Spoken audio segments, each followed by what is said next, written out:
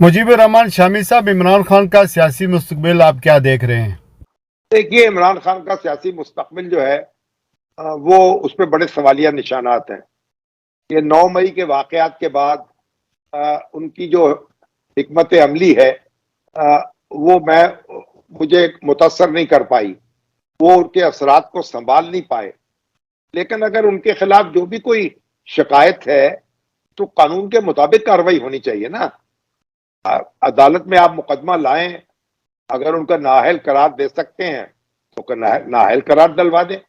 अगर उनको इलेक्शन में हिस्सा लेने से रोक सकते हैं तो रोक लें, लेकिन ये तो कानून के मुताबिक कार्रवाई होनी चाहिए ना। नवाज शरीफ साहब के खिलाफ भी तो ये कार्रवाई सारी हुई थी ना। वो तो वजीर आजम थे जब उन्हें इख्तिदार से महरूम होना पड़ा, फिर उन पर ताहयात पाबंदी लगा दी गई इंतखाब लड़ने की। अब तो कानून बदल रहा है तो उनका रास्ता कुशादा हो रहा। तो नवाज शरीफ साहब के साथ खिलाफ तो सारे तजर्बे हो चुके हैं। अब इमरान खान साहब जो हैं, अगर वो भी उनका भी नवाज शरीफ बनाया जाता है तो कितनी देर, 2-4 साल ऐसा हो सकता है, उनको रोक लें। लेकिन बुनियादी बात यही है कि सियासी रहनुमाओं की किस्मत का फैसला लोगों को करना चाहिए, वोट की ताकत से होना चाहिए।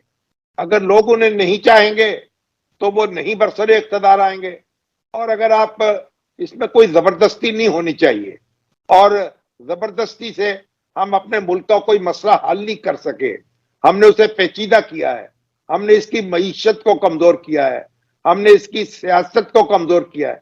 अब देखिए, हमारी मईशत जो है वो जिस हालत में है वो तो आपने इतनी तफसील से बयान की है। तो हमें तो जरूरत है कि हम अपने इख्तलाफात को कम करें और एक दूसरे के साथ अपना वो बर्ताव करें जो एक पाकिस्तानी दूसरे के साथ करता है या करना चाहिए। हम वतन हैं, एक सरजमीन के रहने वाले हैं, हमारा मरना जीना एक है। हमें एक दुश्मन के तौर पर एक दूसरे को ट्रीट नहीं करना चाहिए। तो हमारे अदारे हों और हमारी अदालतें हों, हमारे अवाम हों, हमारे मीडिया के लोग हों या हमारे सियासतदान हों, ये बात उनको पल्ले बांध लेनी चाहिए। एक दूसरे के खिलाफ ही पानीपत का मैदान से जाते रहेंगे तो फिर जिसका खून बहेगा वो भी हम होंगे, जो हारेगा वो भी हम होंगे, और जो जीतेगा वो क्या जीतेगा, वो भी हम ही होंगे। लेकिन उस जीत का मजा क्या है जो अपने ही खून से रंगी हुई हो। अच्छा शामी साहब, हमने तो साफत ही कर लिया और साफी रहना है। पाकिस्तान के अंदर तो खौफ अपनी जगह होगा, लेकिन सवाल वहां भी उठते हैं, सवाल इन मुल्कों में भी उठते हैं। मस्जिद में जाएं, शॉपिंग करने जाएं, लोग सवाल पूछते हैं। सफर कर रहे हो तो लोग सवाल पूछते हैं। सवाल तो रहेंगे बड़े ओपन। पहली बात यह कि 9 मई का वाकया क्यों हुआ, एक तो ये सवाल है। दूसरी बात यह है कि 9 मई का वाकया जब हुआ तो इंटेलिजेंस कहाँ थी जिसने खबर देनी थी कि ऐसा कोई प्लान बना हुआ है, पहले से ऑलरेडी बना है। दूसरी बात यह कि अगर मुख्तलिफ तज्जिए तबसरे सुने तो ये भी है, सवाल बनता है कि जो इंचार्ज थे, मसलन पाकिस्तान इंचार्ज क्या, वजीर दाखिला पंजाब, वफाकी वजीर दाखिला, IG पंजाब, ये सारी कड़ी से कड़ी बलाएं, तो वो उसको रोक सकते थे उस वाक्य को। चूंकि IG पंजाब कहता है हमें 8 तारीख को ही पता चल गया था ऐसा कोई प्लान बना था तो फिर रोका क्यों नहीं। कोर कमांडर हाउस की बात करें तो एतजाज हसन का नैरेटिव सुने या दूसरे जो लोग सवाल उठा रहे हैं कि कई तरह की लेयर्स सिक्योरिटी की होती हैं, पुलिस होती है, रेंजर होती है, इंटेलिजेंस दुनिया में कितने साल नंबर 1 पे रही है, फिर लोगों ने रोका भी नहीं। तो ये कौन छानबीन करेगा? ठीक है, आप इमरान खान साहब को मिलिट्री कोर्ट्स के जरिए फांसी लगा दें, सारा मलबा उसके ऊपर डाल दें, ये सारी चीजें होंगी, लेकिन इस कौम का ज़हन डर कर चुप हो जाएगी। लोगों का ज़हन कैसे साफ होगा और नफरत कैसे जो है वो जो फैल रही है, हमारे अदारों के खिलाफ बढ़ती हुई नफरत है। बाहर की दुनिया की बात करें, पाकिस्तान की बात करें, हमें इसका अदराक क्यों नहीं है कि हम अपने ही पाकिस्तानियों को उनके जहनों में अपने खिलाफ जो है वह नफरतें बढ़ रहे हैं। इससे मुल्क को कौम को नुकसान होगा और होगा। हमने ये तजर्बे भुट्टो के साथ कर लिए, नवाज शरीफ के साथ कर लिए, इससे पहले बहुत सारे तजर्बात हो चुके हैं। तो हम एक ऐसा तजर्बा क्यों करने जा रहे हैं? ऐसा नहीं हो कि कोई इन्वेस्टिगेशन हो, ना किसी ने इस्तीफा दिया, نہ کوئی انٹیلیجنس والا کوئی اس کی ذمہ داری قبول کر رہا ہے. تو یہ سارے معاملات پہلے اس کی چھان بیٹ نہ ہو جائے اور اس کے بعد سزا اور جزا کا سلسلہ شروع ہو.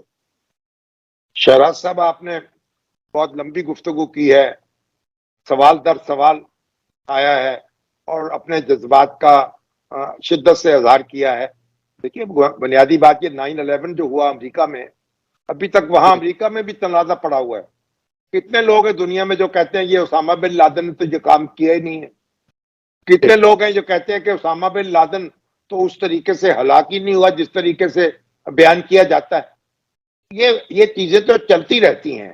آپ جتنے بھی سوالات اٹھا لیں، جتنے بھی نقطے بیان کر دیں، جتنا بھی آپ دل کا غبار نکال لیں، بنیادی حقیقت یہ ہے کہ 9 مئی کو فوجی تنصیبات پر اور قومی تنصیبات پر حملے کیے گئے اور پورے ملک میں یہ ایسا ہوا. اور وہ جو حملے کرنے والے ہیں ان کی تصویریں بن گئیں، ان کی ویڈیوز بن گئیں، ان کی آوازیں ریکارڈ ہو گئی. وہ بالکل یہ سارے چہرے جو ہیں وہ محفوظ ہو گئے. جو حملہ کرنے والے تھے، جو توڑ پھوڑ کرنے والے تھے، جو گھیراؤ جلاؤ کرنے والے تھے، وہ اب کسی یعنی ان کے چہرے چھپے نہیں رہے. تو اب جب یہ باقی تو باتیں بہت آپ جو بھی کر لیں، ہونا چاہیے تھا کہ اس کے بعد عمران خان صاحب کو ان واقعات کی مذمت کرنی چاہیے تھی اور یہ کہنا چاہیے تھا کھلے طور پر کہ بھی ان کے خلاف کارروائی کی جائے. جن لوگوں نے فوجی تنصیبات پر یا قومی تنصیبات پر حملے کیے ہیں ان کو تو آپ سپورٹ نہیں کر سکتے. ان کے خلاف تو قانون کی مطابق کارروائی ہونی چاہیے. کوئی بھی نقطہ اٹھائیں، کوئی اعتداد حسن صاحب اٹھا لیں یا کوسا صاحب اٹھا لیں، کبھی وہ کوسا صاحب فوجی عدالتوں کے حق میں بیان دیتے تھے. بھی جاوید ہاشمی صاحب کہتے ہیں میرا تو مقدمہ ہی چھوڑ کر وہ بھاگ گئے تھے. تو یہ باتیں ساری جگہ اپنی دلچسپ ہو سکتی ہیں، یہ اوپر لطف ہو سکتی ہیں، مگر یہ حقیقت اپنی جگہ ہے. جو منظر ہم نے دیکھے ہیں وہ منظر بہت ہی افسوسناک تھے، المناک تھے. اور جن لوگوں نے یہ کام کیے ہیں اور ان کے ثبوت موجود ہیں، ان کے خلاف تو کارروائی ہونی چاہیے. اس میں تو کوئی دو رائے ہو نہیں سکتی.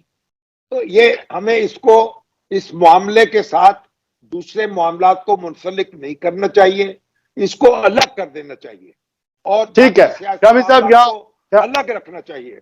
شامی صاحب بالکل ٹھیک آپ نے فرمایا. یہ فرمائیے گا کہ جب الذوالفقار بنی، پاکستان کا جہاز اغوا کر افغانستان گیا، روگ آرمی کے اشتہار بنے، میمو گیٹ سینڈل ہوا، پھر جس طرح کے معاملات پاکستان میں ماضی میں ہوتے رہے، ٹائم اتنا زیادہ نہیں ہے، وہ سارے معاملات تو سیٹل ہو گئے نا. اگر فوجی تنصیبات پر حملہ ہوا یا کسی سگنل پاکستان کا ٹوٹا، وہ بھی قابل مذمت ہے. ایکولی چیزیں ہوئی نہیں ہونی چاہیے تھی. اور جہاں تک آپ مذمت کی بات کر رہے ہیں، میں اس کا جواب بہتر تو پی ٹی آئی والے دے سکتے ہیں، ہم تو صحافی رہیں گے. لیکن عمران خان نے باہر کے ملکوں کو، پاکستان میں تو پابندی لگی ہے، باہر کے ملکوں میں جتنے بھی ٹی وی اسٹیشن پر اس نے انٹرویو دیے وہ اس کی مذمت بھی کر رہے ہیں اور انکوائری کا بھی کر رہے ہیں. ابھی پی ٹی آئی کے جتنے بھی جلسے عمران کے حق میں ہو رہے ہیں یا جو مظاہرے ہو رہے ہیں وہ پاکستان کی فوج کے حق میں بھی ہو رہے ہیں، پاکستان کی فوج زندہ باد. تو یہ معاملہ تو کہیں سیٹل تو ہوگا. یہ نہیں ہو سکتا کہ آپ پریس کانفرنس کرا دیں، جو 9 مئی کے واقعات میں ملوث جو لیڈران تھے وہ پریس کانفرنس کر دیں، پی ٹی آئی سے ڈس ایسوسیٹ کر لیں، وہ کس طرح پھر صاف ہو جاتے ہیں اور ان کو ایمنسٹی مل جاتی ہے اور باقیوں کو نہیں ملتی. دیکھیے، یہ باتیں جو آپ کی ہیں، میرا خیال ان کی ساری باتوں کا جواب تو اس وقت دینا ممکن نہیں ہوگا. میرا خیال بہت وقت ہو چکا ہے. لیکن میں ایک بات آپ سے ضرور عرض کروں گا کہ عمران خان صاحب نے جنرل عاصم منیر کو نام لے کر ٹارگٹ کیا اور نام لے کر ان پر الزام لگایا کہ وہ ساری صورتحال جو بھی ہے 9 مئی سے پہلے بھی وہ کہہ رہے تھے کہ وہ اس کے ذمہ دار وہ ہیں، اور وہ فوج ان کو مشورہ دے رہی ہے کہ آپ سیاستدان آپس میں بات چیت کر کے معاملہ طے کریں. عمران خان صاحب کہتے ہیں میں سیاستدانوں سے بات نہیں کروں گا، میں فوج سے بات کروں گا. تو یہ بھی آپ دیکھیے، عمران خان صاحب کا مجھے بڑا احترام ہے اور ان کے بلکہ آپ تو پی ٹی آئی بنانے والوں میں شامل تھے، آپ فاؤنڈر ہیں. جب پی ٹی آئی ایک تحریک تھی میں اس کے ساتھ تھا. جب وہ سیاسی جماعت بن گئی تو پھر میں اس سے ساتھ نہیں تھا، اس کا عملی حصہ نہیں تھا.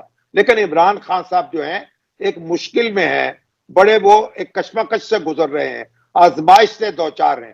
میں اس وقت ان کے جذبات کو ٹھیس نہیں پہنچانا چاہتا.